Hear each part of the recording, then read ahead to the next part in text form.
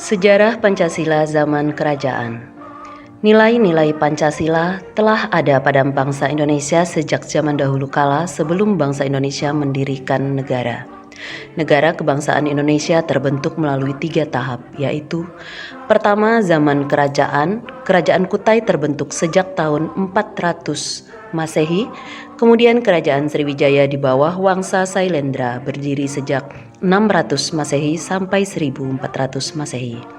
Kedua, zaman negara kebangsaan, yaitu Kerajaan Majapahit, berdiri tahun 1293 sampai 1525 Masehi. Kedua tahap negara kebangsaan tersebut adalah negara kebangsaan lama. Ketiga, negara kebangsaan modern, yaitu Negara Indonesia Merdeka 17 Agustus 1945. Kerajaan Kutai 400 Masehi. Kerajaan Kutai adalah kerajaan bercorak Hindu yang berdiri pada abad keempat atau 400 Masehi di Kalimantan Timur, tepatnya di hulu Sungai Mahakam, Desa Tenggarong. Bukti sejarah tertua berupa Prasasti Yupa. Rajanya bernama Kudungga yang memiliki anak bernama Asmawarman serta memiliki cucu yang bernama Mulawarman. Pada kerajaan Kutai, masyarakat Kutai merupakan pembuka zaman sejarah Indonesia untuk pertama kali karena telah menampilkan nilai sosial politik dan ketuhanan dalam bentuk kerajaan, kenduri dan sedekah pada para Brahmana. Kerajaan Sriwijaya tahun 650 Masehi. Pada abad ke-7 muncullah suatu kerajaan di Sumatera yang di bawah kekuasaan Wangsa Sailendra. Kerajaan ini adalah kerajaan maritim yang mengandalkan kekuatan lautnya dan menguasai Selat Sunda tahun 686. Kemudian Selat Malaka tahun 775. Pada zaman Sriwijaya telah didirikan Universitas Agama Buddha yang sudah dikenal di Asia. Butir sila Pancasila dalam kehidupan bernegara telah menjadi cita-cita kerajaan Sriwijaya yang tercemin dalam perkataan Marfuat Vanua Sriwijaya Sidayatra Subiksa yang artinya suatu cita-cita negara yang adil dan makmur.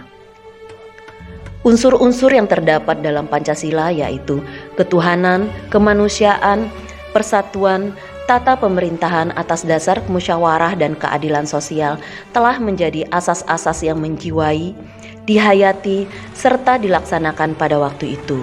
Hanya saja belum dirumuskan secara konkret. Dokumen tertulis yang membuktikan terdapatnya unsur-unsur tersebut adalah prasasti-prasasti di Telaga Batu, Kedukan Bukit, Barang Berahi, Talang Talua, dan Kota Kapur. Pada hakikatnya, nilai-nilai budaya bangsa semasa kejayaan Sriwijaya telah menunjukkan nilai-nilai Pancasila, yaitu 1. Nilai sila pertama, terwujud dengan adanya umat agama Buddha dan Hindu hidup berdampingan secara damai. Pada kerajaan Sriwijaya terdapat pusat kegiatan pembinaan dan pengembangan agama Buddha. Nilai sila kedua, terjalinnya hubungan antara Sriwijaya dengan India, yaitu dinasti Harsa. Pengiriman para pemuda untuk belajar di India telah tumbuh nilai-nilai politik luar negeri yang bebas dan aktif. Nilai sila ketiga, sebagai negara maritim, Sriwijaya telah menerapkan konsep negara kepulauan sesuai dengan konsepsi wawasan Nusantara. Nilai sila keempat, Sriwijaya telah memiliki kedaulatan yang sangat luas, meliputi Indonesia sekarang, Siam, Semenanjung Melayu. Nilai sila kelima, Sriwijaya menjadi pusat pelayanan dan perdagangan sehingga kehidupan rakyatnya sangat makmur. Kerajaan Majapahit tahun 1293 sampai 1525 Masehi. Pada tahun 1290 berdirilah Kerajaan Majapahit yang mencapai zaman keemasannya pada pemerintahan Hayam Wuruk dengan Mahapati Gajah Mada yang dibantu oleh Laksamana Nala dalam memimpin armadanya menguasai Nusantara. Wilayah Kerajaan Majapahit semasa jayanya itu membentang dari Semenanjung Melayu yaitu Malaysia sekarang sampai Irian Barat melalui Kalimantan Utara. Pengamalan sila ketuhanan yang Maha Esa telah terbukti pada waktu agama Hindu dan Buddha hidup berdampingan secara damai. Empu Prapanca menulis Negara Kertagama tahun 1365 yang di dalamnya telah terdapat istilah Pancasila. Dalam buku tersebut, istilah Pancasila di samping mempunyai arti berbatu sendi yang 5 dalam bahasa Sanskerta, yang mempunyai arti pelaksanaan kesusilaan yang 5 atau Pancasila Krama. Empu Tantular mengarang buku Sutasoma, di mana dalam buku itu terdapat seloka Persatuan Nasional yang berbunyi Bhinneka Tunggal Ika Tanhana Dharma Marwa. Artinya, walaupun berbeda-beda namun satu juga dan tidak ada agama yang memiliki tujuan yang berbeda. Hal ini menunjukkan realitas beragama saat itu. Seloka toleransi ini juga diterima oleh perasaan Pasai di Sumatera sebagai bagian kerajaan Majapahit yang telah memeluk agama Islam. Sila kemanusiaan telah terwujud, yaitu hubungan Raja Hayamuruk dengan baik dengan kerajaan Tiongkok Ayodhya, Champa dan Kamboja, mengadakan persahabatan dengan negara-negara tetangga atas dasar Mitreka Satata. Sila Persatuan Indonesia telah terwujud dengan keutuhan kerajaan, khususnya Sumpah Palapa yang diucapkan oleh Gajah Mada, yang diucapkan pada Sidang Ratu, dan menteri-menteri pada tahun 1331 yang berisi cita-cita persatuan seluruh Nusantara Raya yang berbunyi, "Saya baru akan berhenti berpuasa makan palapa jika seluruh Nusantara bertakluk di bawah kekuasaan negara. Jika Gurun, Seram, Tanjung, Haru, Pahang, Dempo, Bali, Sunda, Palembang, dan Tumasik telah dikalahkan." Sila kerakyatan keempat sebagai nilai musyawarah dan mufakat yang dilakukan oleh sistem pemerintahan Kerajaan Majapahit menurut Prasasti Brumbung tahun 1329 dalam tata pemerintahan Kerajaan Majapahit terdapat semacam penasehat kerajaan seperti Rakian I Hino, I Srikin, dan I Halu yang berarti memberikan nasihat kepada raja. Kerukunan dan gotong royong dalam kehidupan masyarakat telah menumbuhkan adat bermusyawarah untuk mufakat dalam memutuskan masalah bersama. Sedangkan perwujudan sila keadilan sosial adalah wujud dari berdirinya kerajaan beberapa abad yang tentunya ditopang dengan kesejahteraan dan kemakmuran rakyatnya. Sejarah Pancasila zaman Kebangkitan Nasional tahun 1908. Usaha-usaha yang dilakukan untuk mewujudkan kemerdekaan adalah mendirikan berbagai macam organisasi politik di samping organisasi yang bergerak dalam bidang pendidikan dan sosial.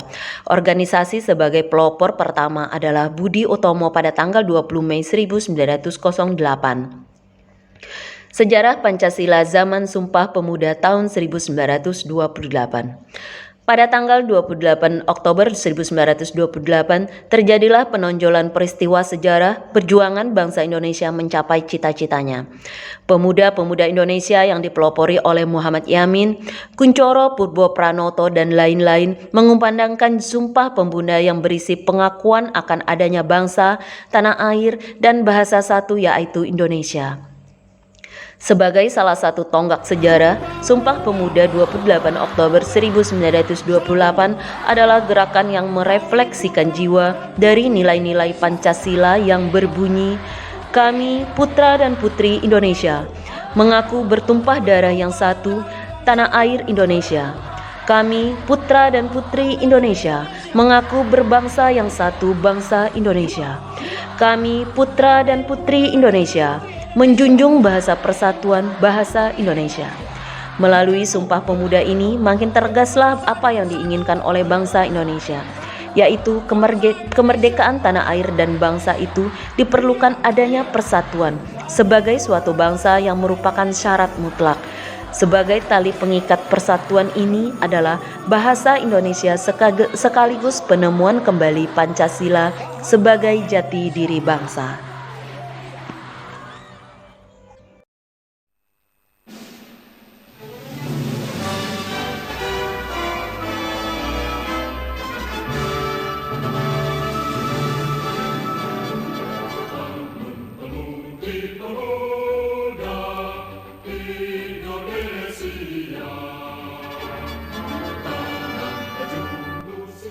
Pada akhir tahun 1944, Jepang terdesak oleh sekutu.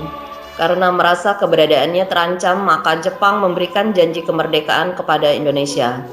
Sebagai tindak lanjut janji tersebut, maka dibentuklah BPUPKI atau Dokuritsu Junbi Kosakai pada tanggal 1 Maret 1945 oleh Letnan Jenderal Kumakishi Harada yang bertujuan untuk mempelajari dan menyelidiki hal-hal penting yang berkaitan dengan pembentukan negara Indonesia merdeka. Dr. Rajiman Widyo Ningrat dilantik sebagai ketua dan sebagai wakilnya adalah Issey Bangasea Yoshio dari Jepang dan Suroso dari Indonesia. BPUPKI pun mengadakan sidang pertama pada tanggal 29 Mei sampai 1 Juni 1945 dengan agenda merumuskan dasar negara Indonesia merdeka. Sidang pertama bertempat di Gedung Chuo Sangiin atau Gedung Pancasila yang dihadiri oleh ketua dan wakil serta anggota BPUPKI yang berjumlah 67 orang. Rajiman, Issey Bangase, Suroso beserta para anggota duduk di tempat sidang yang telah tersedia.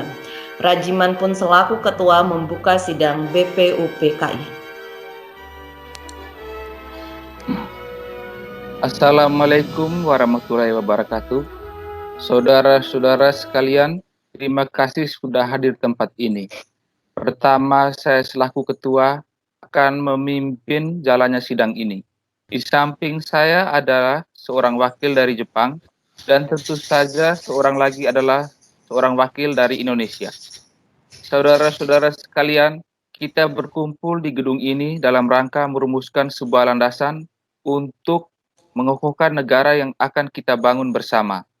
Untuk itu, marilah kita buka sidang pertama ini dengan agenda membahas rumusan dasar negara.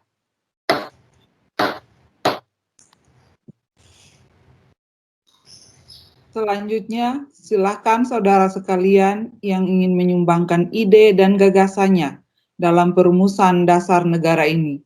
Saya harap saudara-saudara sekalian ikut berpartisipasi, menyampaikan gagasan untuk membangun negara ini. Saudara-saudara sekalian, saya ucapkan terima kasih telah memberikan kesempatan untuk menyampaikan pidato singkat ini. Saya ingin menyampaikan gagasan saya tentang dasar negara. Adapun rumusan dasar negara yang saya usulkan yaitu pertama, pri kebangsaan, dua, pri kemanusiaan, ketiga, pri ketuhanan, keempat, pri kerakyatan, kelima, kesejahteraan rakyat. Mengapa saya mengatakan seperti ini? Itu karena pondasi dari dasar negara adalah bangsa, di mana bangsa kita ini peduli kepada sesama yang mencerminkan sikap kemanusiaan.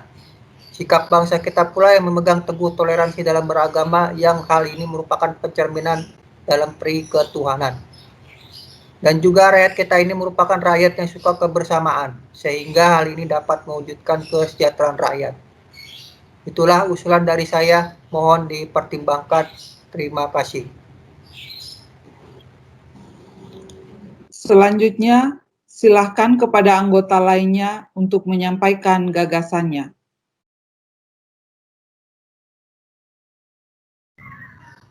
Terima kasih kepada ketua beserta wakil yang telah memberikan kesempatan pada saya untuk menyampaikan pandangan saya tentang dasar negara. Adapun rumusan yang saya usulkan diantaranya: persatuan, kedua, kekeluargaan, tiga, keseimbangan lahir dan batin, empat, musyawarah, lima, keadilan rakyat. Demikian gagasan yang saya sampaikan, mohon untuk dipertimbangkan. Terima kasih. Silakan anggota lain untuk menyampaikan gagasan tentang dasar negara. Saudara-saudara sekalian, setelah memikirkan ini semalaman, saya berpendapat bahwa dasar negara kita harus berdasarkan kepada yang pertama, kebangsaan Indonesia, yang kedua, internasionalisme atau peri kemanusiaan, yang ketiga, mufakat atau demokrasi, yang keempat kesejahteraan, dan yang kelima ketuhanan yang berkebudayaan. Saudara-saudara, dasar-dasar usul kelima dasar negara tersebut adalah Pancadharma. Namun, nama Pancadharma ternyata tidak tepat di sini karena Dharma berarti kewajiban, sedangkan kita membicarakan dasar. Setelah mendapat saran dan petunjuk dari seseorang teman kita ahli bahasa, akhirnya saya memberikan nama kelima dasar negara ini, yaitu Pancasila. Panca artinya lima, dan sila artinya asas atau dasar. Di atas kelima dasar itulah kita mendirikan negara Indonesia kekal dan abadi. Barangkali ada saudara-saudara yang tidak suka akan bilangan yang lima itu. Saya boleh peras sehingga tinggal 3, disebut Trisila, yang artinya sosio, nasionalisme, sosial demokratis, dan ketuhanan. Dan jika saya peras lagi menjadi 1, maka dinamakan sosio-nasionalisme. Apakah saudara sekalian setuju dengan usulan saya? Silakan kemukakan pendapat Anda. Terima kasih. Itulah rumusan menurut saya. Bagaimana Pak Ketua? Apakah usulan nama Pancasila atau Trisila bisa diterima? Baiklah, silakan kepada para hadirin anggota sidang untuk menyampaikan pendapat tentang usulan nama Pancasila yang disampaikan oleh Pak Insinyur Soekarno. Saya selaku perwakilan dari para anggota sidang menyatakan setuju dengan nama Pancasila yang disampaikan oleh Pak Soekarno. Baiklah, ternyata para anggota sepakat untuk menyetujui pemberian nama dasar negara yang disampaikan oleh Pak Soekarno, yaitu Pancasila. Saya rasa usulan nama yang diberikan Pak Soekarno ada benarnya. Hadirin, ada beberapa hal yang akan disampaikan oleh wakil dari Jepang. Silakan Mr. Bangase.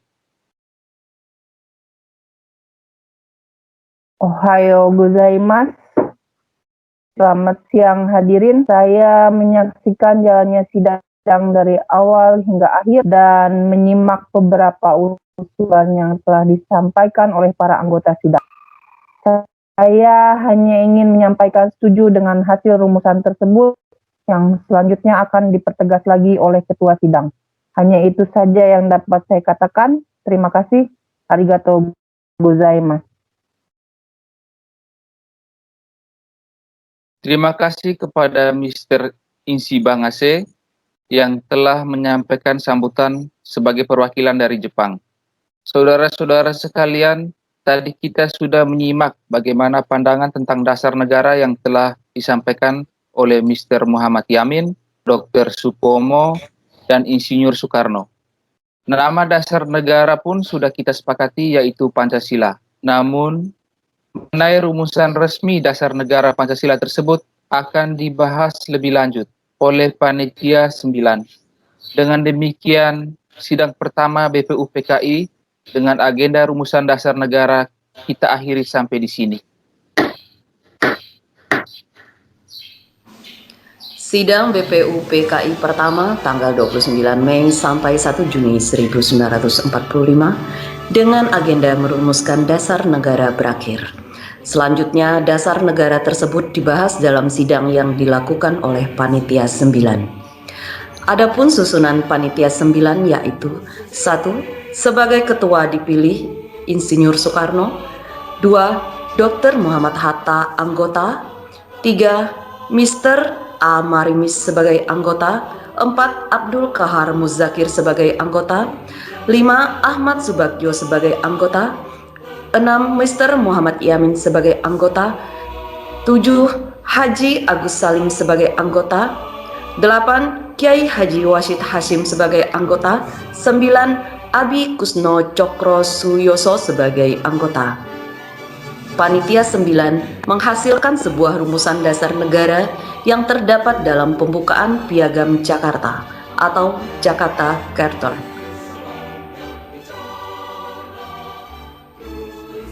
Sidang kedua membahas rancangan Undang-Undang Dasar. Pada tanggal 10 Juli 1945 diadakan sidang BPUPKI yang kedua hingga tanggal 16 Juli 1945.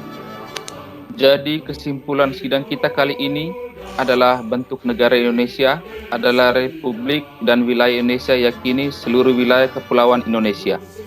Selanjutnya saya persilakan kepada perwakilan dari Panitia Rancangan Undang-Undang Dasar untuk melaporkan hasil sidangnya. Terima kasih.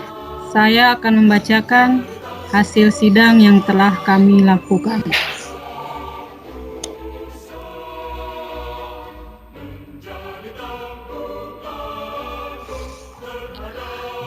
Selanjutnya BPUPKI membentuk panitia perancang undang-undang, panitia kecil dan penghalus bahasa. Dengan suara bulat dari anggota-anggota lain, kami menyetujui secara bulat isi pembukaan undang-undang tersebut. Di sini kami sebagai panitia kecil akan menyempurnakan kembali rancangan Undang-Undang Dasar.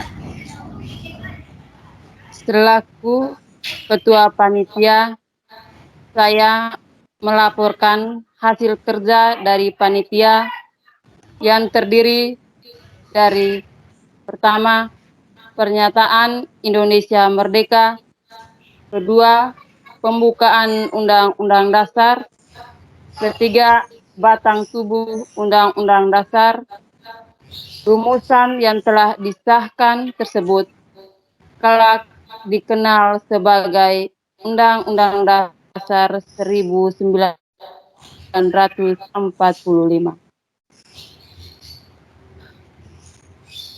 Pada tanggal 6 Agustus 1945, Amerika Serikat menjatuhkan sebuah bom atom di atas kota Hiroshima. Sehari setelah pengumuman itu, tepatnya 7 Agustus 1945, BPUPKI dibubarkan dan digantikan oleh PPKI yang diketuai oleh Soekarno dan diwakilkan oleh Bung Hatta dengan anggota 21 orang. Untuk kedua kalinya, di atas kota Nagasaki, Jepang kembali dibom oleh Amerika Serikat. Penyerangan yang kedua kalinya ini membuat Jepang lemah tak berdaya. Momen ini pun dimanfaatkan oleh bangsa Indonesia untuk memproklamasikan kemerdekaannya. Di sini saya mengabarkan kepada kalian semua bahwa pasukan Jepang sedang diambang kekalahan dan kami akan memberikan kemerdekaan kepada Indonesia. Baik, dan terima kasih atas kesediaan bangsa Jepang untuk memerdekakan kami bangsa Indonesia. Kami akan membantu dalam mempersiapkan kemerdekaan bangsa kami. Hasil sidang itu adalah 1. Pernyataan Indonesia Merdeka, 2. Pembukaan Undang-Undang Dasar, 3. Undang-Undang Dasar itu sendiri dan batang tubuh Undang-Undang Dasar. Dengan keberhasilan dari panitia perancang undang-undang menyusun rancangan Undang-Undang Dasar, maka tugas BPUPKI dinyatakan selesai dan dibubarkan.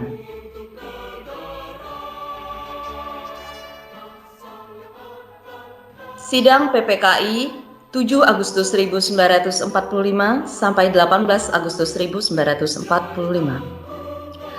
Tanggal 10 Juli sampai 14 Juli 1945 telah dibahas rancangan Undang-Undang Dasar dalam sidang BPUPKI kedua. Setelah selesai dibahas, maka sidang kedua BPUPKI selesai. Tanggal 6 Agustus 1945, Sekutu menjatuhkan bom atom di Hiroshima. Korban berjatuhan di mana-mana. Keadaan itu mendorong Jepang membentuk Dokuritsu Junpei Inkai atau PPKI, tepatnya tanggal 7 Agustus 1945, dengan anggota berjumlah 21 orang dan BPUPKI dibubarkan dengan alasan tugas BPUPKI telah selesai. Tanggal 9 Agustus 1945, Jepang kembali dijatuhi bom atom oleh Sekutu, tepatnya di kota Nagasaki.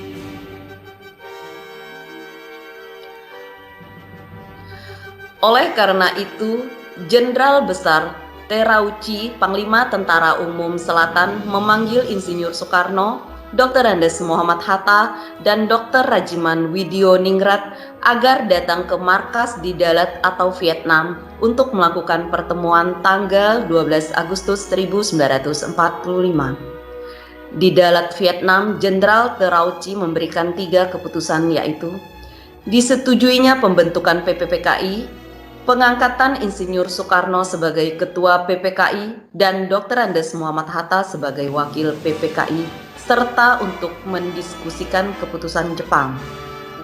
Kemudian, PPKI yang dibentuk oleh Jepang ditambah anggotanya menjadi 27 orang. Perubahan keanggotaan PPKI memiliki nilai strategis karena PPKI murni dibentuk bangsa Indonesia untuk mempersiapkan kelahiran Negara Kesatuan Republik Indonesia, dan kesan bahwa PPKI bentukan Jepang hilang. Halo, selamat pagi Bung Karno. Maaf, siapa Anda? Saya Jenderal Terauchi, Panglima Jepang. Bisakah kita membuat pertemuan antara saya, Anda, Bung Hatta, dan Bung Rajiman untuk membicarakan kemerdekaan bangsa Indonesia? Baiklah, kami akan berangkat nanti sore. Baiklah jika begitu. Terima kasih Bung Karno. Insinyur Soekarno membicarakan undangan Terauchi kepada Bung Hatta dan Rajiman. Selamat pagi. Selamat pagi. Kedatangan saya ke sini untuk menyampaikan undangan Terauchi kepada kita untuk menuju ke Dalat, Vietnam. Untuk apa kita ke sana? Kita ke sana untuk membicarakan tentang kemerdekaan Indonesia. Esok harinya, Insinyur Soekarno, Bung Hatta, dan Rajiman sudah sampai di Dalat, Vietnam. Mereka dijemput oleh Terauchi. Selamat datang Bung. Kapan dan di mana kita akan membicarakan perbincangan ini? Kita akan membicarakan hal ini besok lusa di rumah saya. Sampai bertemu besok Bung. Pagi hari setelah menginap di hotel, Soekarno dan kawan-kawan bertemu Terauchi dan melakukan perbincangan. Kami akan memberikan kemerdekaan bagi bangsa Indonesia, sehingga terbentuknya PPKI kemarin yang akan membantu. Lalu apa saja tugas PPKI? PPKI akan membahas semua kelengkapan negara pada saat proklamasi. Kapan pelaksanaan proklamasinya? Tak perlu khawatir, kami belum bisa menentukannya. Jepang akan memberikan kemerdekaan bagi bangsa Indonesia. Ya. Apakah wilayah Indonesia akan meliputi seluruh wilayah Hindia Belanda? Mungkin bisa jadi wilayah Indonesia akan meliputi wilayah tersebut. Pertemuan tersebut hanyalah tipuan muslimat dari Jepang untuk membantu bangsa Indonesia tidak berontak. Soekarno dan kawan-kawan pun kembali ke Indonesia. Sebelum pulang, mereka singgah di Singapura untuk menemui 3 pimpinan PPKI. Soekarno selanjutnya mencari tahu bahwa Jepang telah menyerah pada sekutu. Hari berikutnya, Soekarno dan kawan-kawan melakukan rapat koordinasi. Bung Karno, Hatta, Rajiman kembali diundang ke Singapura menemui 3 pimpinan PPKI. Dalam perjalanan mereka berbincang. Rasanya saya belum yakin jika Jepang telah menyerah kepada sekutu. Kalau begitu, kita perlu diskusi lebih lanjut dengan beberapa tokoh yang ada di Indonesia. Lalu siapa saja tokohnya? Baik golongan tua maupun golongan muda untuk memproklamirkan kemerdekaan Indonesia. Setelah mengetahui kekalahan Jepang dari siaran radio BBC, para pemuda menemui Insinyur Soekarno dan Muhammad Hatta di rumahnya Jalan Pegangsaan Timur nomor 56 Jakarta untuk mendesak Insinyur Soekarno dan Muhammad Hatta agar mengumumkan kemerdekaan saat itu juga, dengan Sultan Syahrir sebagai juru bicara. Bung Karno, Jepang sudah menyerah atau kalah. Seharusnya kita cepat memproklamasikan kemerdekaan. Kita tidak bisa begitu saja memproklamasikan kemerdekaan. Kita harus membicarakan dalam rapat PPKI. Kita tidak mungkin membicarakan di dalam rapat PPKI, karena PPKI dibentuk oleh Jepang. Dan kemerdekaan Indonesia haruslah dari usaha rakyat Indonesia, bukan pemberian bangsa lain. Bukan begitu. Kita memang seharusnya membicarakannya dalam rapat PPKI karena PPKI adalah badan yang bertugas mempersiapkan kemerdekaan. Demikian usaha pemuda dengan juru bicara Sultan Syahrir untuk membujuk Insinyur Soekarno agar segera memproklamasikan kemerdekaan mengalami kegagalan. Setelah mengalami kegagalan membujuk Bung Karno, maka para pemuda kembali mengadakan rapat dengan Khairul Saleh sebagai pemimpin. Setelah rapat usai, akhirnya diputuskan para pemuda akan menculik Insinyur Soekarno dan kawan-kawan. Keesokan harinya, tepat dini hari tanggal 16 Agustus 1945, Dr. Andes Muhammad Hatta, Insinyur Soekarno, beserta Ibu Fatmawati dan Guntur Soekarno Putra dibawa oleh pemuda ke Rengas Dengklok. Ada apa ini? Apa maksudnya kami dibawa ke sini? Maksud kami agar Bapak segera memproklamasikan kemerdekaan. Saya sudah mengatakan bahwa kemerdekaan Indonesia harus dibicarakan dalam sidang PPKI terlebih dahulu. Bapak benar, karena persiapan kemerdekaan adalah tugas PPKI. Lagi pula Bapak kan ketua PPKI. Bapak tidak mungkin mengambil keputusan tanpa memberikan anggota PPKI yang lain. Sementara terjadi perdebatan di Rengas Dengklok. Di Jakarta, Wikana atau golongan muda dan Mr. Ahmad Subagjo sebagai golongan tua melakukan perundingan. Setelah mendapat beberapa kesepakatan, diutuslah Yusuf Kunto untuk mengantar Ahmad Subarjo ke Rengas Dengklok. Mari Pak, saya antar ke Rengas Dengklok. Ayo kita segera ke sana. Saya rasa di sana pasti terjadi perdebatan yang sengit. Mari Pak, kita segera berangkat. Setelah sampai di sana, Mr. Ahmad Subarjo akhirnya menjemput Insinyur Soekarno dan kawan-kawan. Selain itu, Mr. Ahmad Subarjo berhasil meyakinkan para pemuda untuk tidak terburu-buru memproklamasikan kemerdekaan.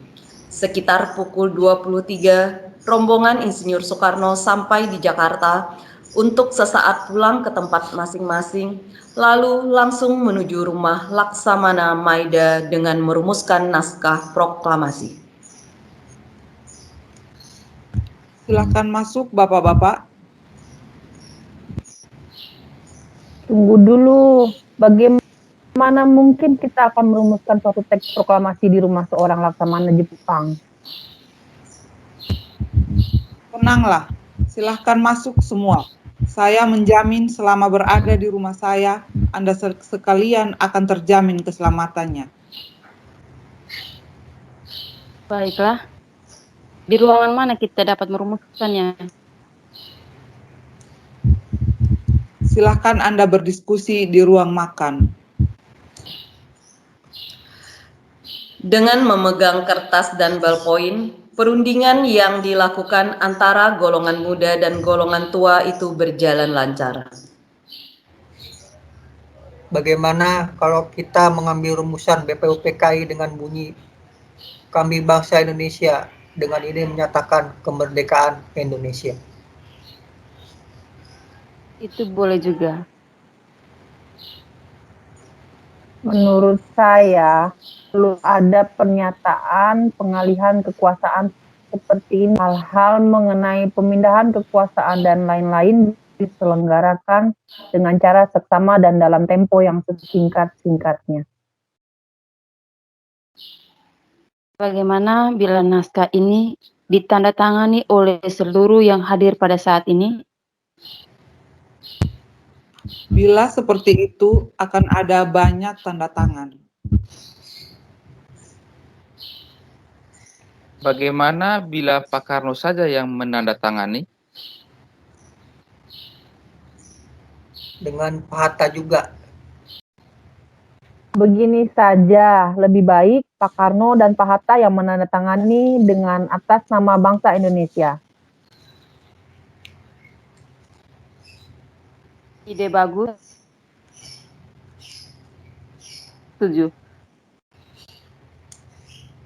Bagaimana jika naskah ini diketik oleh saya? Tapi harus ada beberapa perubahan, seperti wakil-wakil bangsa Indonesia diganti atas nama bangsa Indonesia. Dan Jakarta 17 bulan 8 tahun 45 diganti menjadi hari 17 bulan 8 tahun 45 dan juga Tempo menjadi Tempo.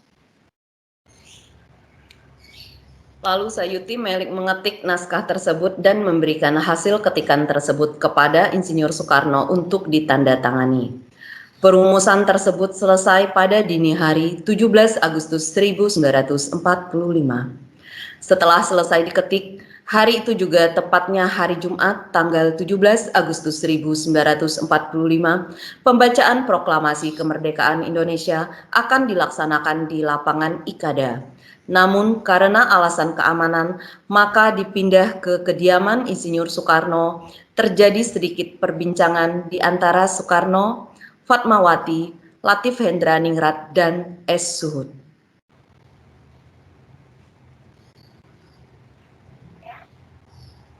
Pak, kita membutuhkan bendera merah putih untuk dikibarkan sebagai tanda merdeka suatu bangsa. Iya, saya tahu. Maka saya sudah meminta istri saya untuk menjahitnya. Iya, ini sudah saya jahitkan. Terima kasih ya Bu. Pada tanggal 17 Agustus 1945, di kediaman Insinyur Soekarno, persiapan proklamasi dilakukan oleh Sudiro yang menyiapkan mikrofon sebagai tangan kanan Soekarno. Tepat pukul 10 WIBA, Insinyur Soekarno membacakan teks proklamasi, selanjutnya dengan mengibarkan bendera merah putih oleh S. Suhud dan Latif Hendraningrat yang diiringi lagu Indonesia Raya. Dilanjutkan dengan sambutan Wali Kota Suwirjo dan pimpinan barisan pelopor Dr. Muwardi. Proklamasi kami bangsa Indonesia dengan ini menyatakan kemerdekaan Indonesia. Hal-hal yang mengenai pemindahan kekuasaan dan lain-lain diselenggarakan dengan cara seksama dan dalam tempo yang sesingkat-singkatnya. Jakarta, hari 17 bulan 8 tahun 1945 atas nama bangsa Indonesia. Soekarno-Hatta. Berita proklamasi menyebar dengan cepat ke seluruh penjuru Jakarta. Setelah itu, teks sampai ke tangan Kepala Bagian Radio Domei, Y dan B, dan memerintahkan F. Wus atau Markonis untuk menyiarkannya. Pada tanggal 18 Agustus PPKI melakukan sidang yang kedua, dihadiri oleh Insinyur Soekarno, Muhammad Hatta, Rajiman, dan para pemuda. Assalamualaikum warahmatullahi wabarakatuh. Waalaikumsalam. Waalaikumsalam warahmatullahi wabarakatuh. Untuk memulai sidang PPK ini, mari kita menyanyikan lagu Indonesia Raya. Para peserta menyanyikan lagu Indonesia Raya.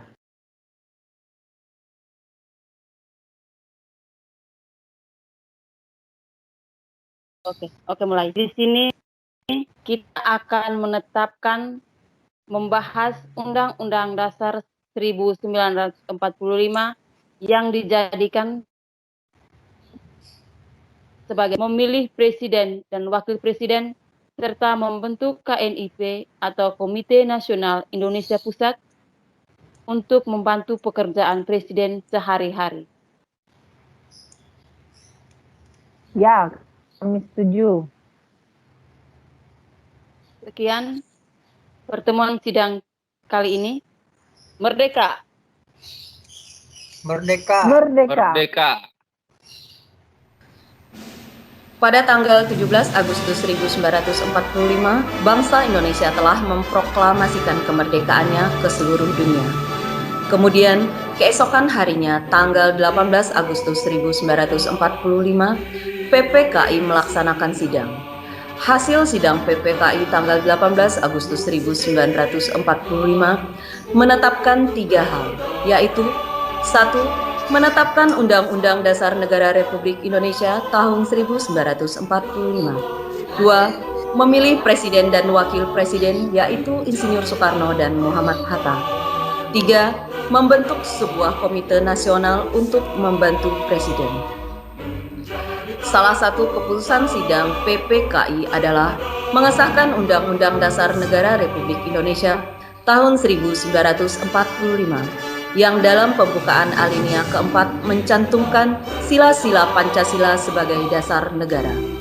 Perubahan penting dalam sidang ini yaitu perubahan rumusan dasar negara yang telah disepakati dalam Piagam Jakarta, yaitu 7 kata setelah ketuhanan yang semula berbunyi ketuhanan dengan kewajiban menjalankan syariat Islam bagi pemeluk-pemeluknya diubah menjadi ketuhanan yang Maha Esa. Dalam sidang PPKI tersebut, Muhammad Hatta menyatakan bahwa masyarakat Indonesia Timur mengusulkan untuk menghilangkan 7 kata dalam Piagam Jakarta, yaitu dengan kewajiban menjalankan syariat Islam bagi pemeluk-pemeluknya. Usulan tersebut disampaikan sebagai masukan sebelum sidang yang disampaikan oleh seorang ofisir Jepang yang bertugas di Indonesia Timur yang bernama Nishijama. Dengan jiwa kebangsaan, para pendiri negara menyepakati perubahan Piagam Jakarta. Dengan demikian, sila pertama Pancasila menjadi ketuhanan yang Maha Esa. Rumusan sila-sila Pancasila yang ditetapkan oleh PPKI dapat dilihat selengkapnya dalam naskah pembukaan Undang-Undang Dasar Negara Republik Indonesia tahun 1945. Rumusan sila-sila Pancasila tersebut adalah 1. Ketuhanan yang Maha Esa, 2. Kemanusiaan yang adil dan beradab, 3. Persatuan Indonesia, 4. Kerakyatan yang dipimpin oleh hikmat kebijaksanaan dalam permusyawaratan perwakilan, 5. Keadilan sosial bagi seluruh rakyat Indonesia.